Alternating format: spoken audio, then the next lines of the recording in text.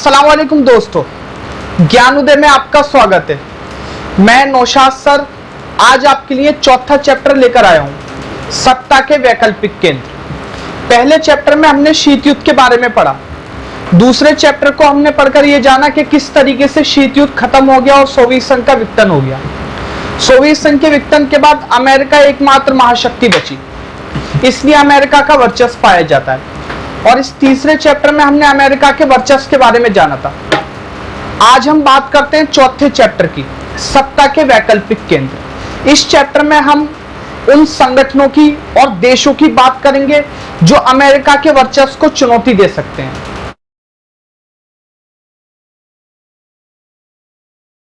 इसके अंदर हम दो क्षेत्रीय संगठनों की बात करेंगे, जैसे कि यूरोपीय संघ और आसियान, और दो देशों की बात करेंगे जिसमें हम बात करेंगे चीन की और जापान की।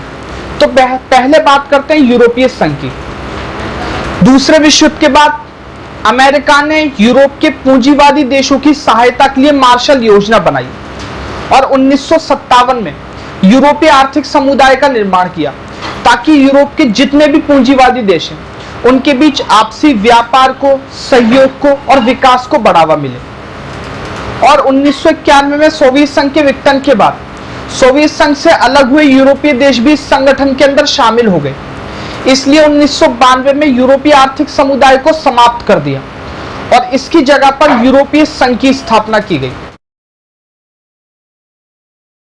यूरोपीय संघ जब से बना है तब से यूरोपीय संघ लगातार तरक्की करता जा रहा है और आज यूरोपीय संघ अमेरिका के वर्चस्व के लिए एक बहुत बड़ी चुनौती बन गया है।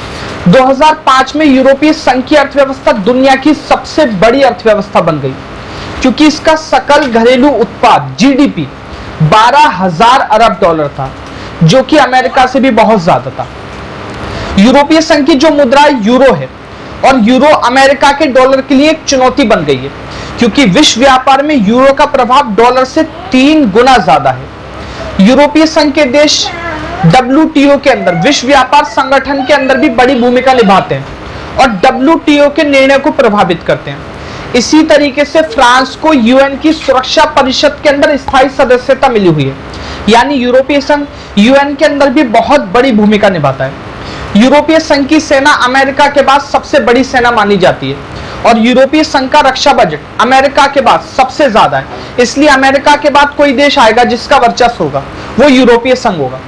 पर आज यूरोपीय संघ के सामने बहुत सारी चुनौतियां हैं, जिसकी वजह से यह संगठन अमेरिका को पीछे नहीं छोड़ पाता।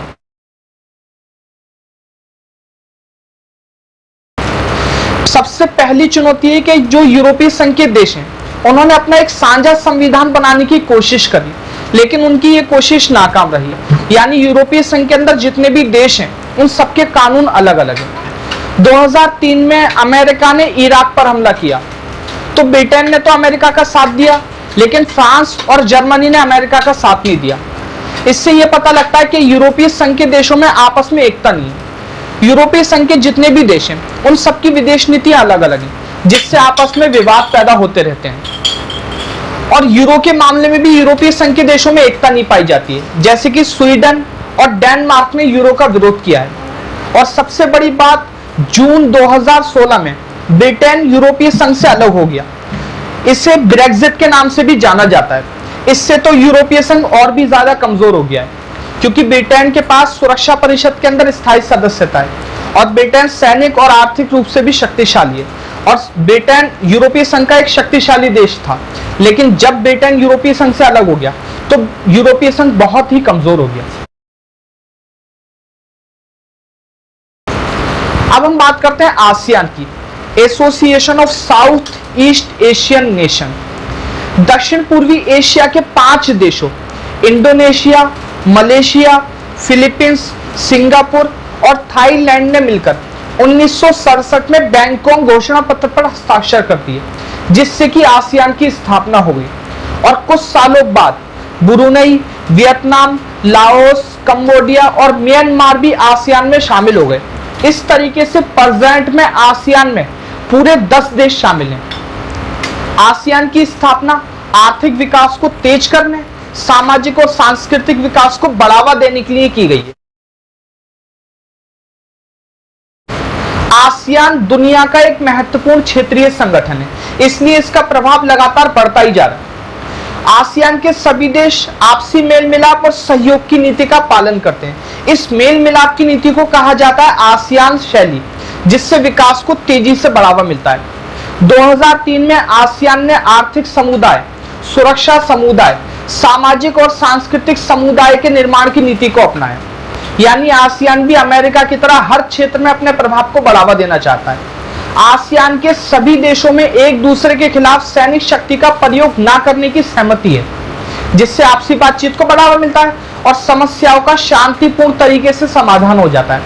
आसियान के देशों ने अपनी सुरक्षा नीति और विदेश नीति में तालमेल बैठाने के लिए 1994 में आसियान क्षेत्रीय मंच बनाया है और आसियान के देशों ने अपनी व्यापार की बाधाओं को समाप्त किया है और साझा बाजार तैयार किया है, जिससे आपसी व्यापार को और विकास को बहुत तेजी से बढ़ावा मिला है। और तो और यहां तक कि आसियान ने अपने भविष्य के बारे में भी पहले से सोच लिया है और भविष्य के लिए एक दस्तावेज जारी किया है, जिसे विजन 2020 के नाम से जाना जाता है, जिसमें आसियान ने अपनी भविष्य की नीतियों को और स्थिति को स्पष्ट करने की कोशिश की।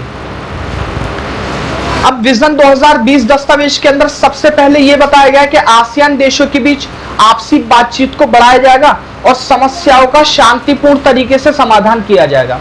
आसियान देशों के संबंधों को चीन और एशियाई देशों के साथ बढ़ाया जाएगा। आसियान देशों के संबंधों को दुनिया के दूसरे क्षेत्रीय संगठनों के साथ भी बढ़ाया जाएगा, जैसे कि यूरोपीय संघ या सार्क, और आसियान के प्रभाव को हर क्षेत्र में बढ़ाया जाएगा, चाहे वो आर्थिक क्षेत्र हो, सामाजिक सांस्कृतिक क्षेत्र हो या फिर सैनिक क्षेत्र हो। जी, अब हम बात करते हैं चीन की। चीन दुनिया का एक ऐसा देश है जिसने बहुत तेजी से तरक्की की है। चीन में 1949 में साम्यवादी क्रांति हुई और चीन में भी सोवियत संघ जैसी सरकार बनी। इस सरकार में अर्थव्यवस्था और राजनीति दोनों पर साम्यवादी दल का नियंत्रण था। साम्यवादी सरकार में बड़े बड़े सरकारी उद्योग लगाए गए, शिक्षा सुविधाओं को बढ़ावा दिया गया, लेकिन जनसंख्या तेजी से बढ़ी और विकास तेज गति से नहीं हो पाया। यहां तक कि कृषि उत्पाद भी जनसंख्या के लिए काफी नहीं था। लेकिन चीन ने एक ऐसे तरीके को अपनाया जिससे चीन का बहुत तेजी से विकास हुआ, तरक्की हुई। यानी ना हल्दी लगी ना फिटकरी, रंग चौका ही चौका। अब इसका मतलब है कि चीन ने एक ऐसा तरीका अपनाया जिसमें लागत कुछ नहीं थी और चीन का बहुत तेजी से विकास हुआ।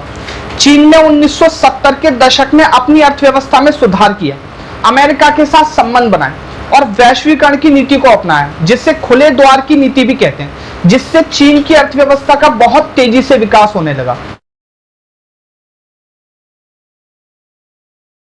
नई आर्थिक नीतियों को अपनाने से चीन तेजी से तरक्की करने लगा। चीन ने 1972 में अमेरिका के साथ संबंध बनाए, जिससे चीन को अमेरिका की सहायता मिली, मदद मिली और विकास को बढ़ावा मिला। 1972 में चीन ने कृषि, उद्योग और सेना के आधुनिकीकरण की नीति को अपनाया। चीन ने 1978 में 1978 में वैश्वीकरण की नीति को अपनाया, जिसे खुले द्वार की नीति भी कहते हैं। यानी चीन के अंदर पूंजीवादी अर्थव्यवस्था को अपनाया गया। 1998 में चीन ने विशेष आर्थिक क्षेत्र SEZ स्पेशल इकोनॉमिक जोन बनाए ताकि विदेशी निवेश को तेजी से बढ़ावा मिल सके। और 2001 में चीन विश्व व्यापार संगठन WTO का सदस्य बन गया, जिससे चीन का प्रभाव और भी तेजी से बढ़ने लगा। अब चीन बहुत तेजी से तरक्की करता जा रहा है। ऐसे में भारत और चीन के संबंधों के बारे में भी जानना बहुत जरूरी है। भारत और चीन के संबंध वक्त के साथ साथ बदलते रहे हैं। शुरू में दोनों देशों के संबंध सीमा विवाद की वजह से तनावपूर्ण हो गए थे और तनावपूर्ण जो संबंध हुए थे, रिलेशन जो खराब हुए थे, वो तिब्बत की वजह से खराब हुए थे। तिब्बत भारत और चीन के बीच में एक छोटा सा राज्य है।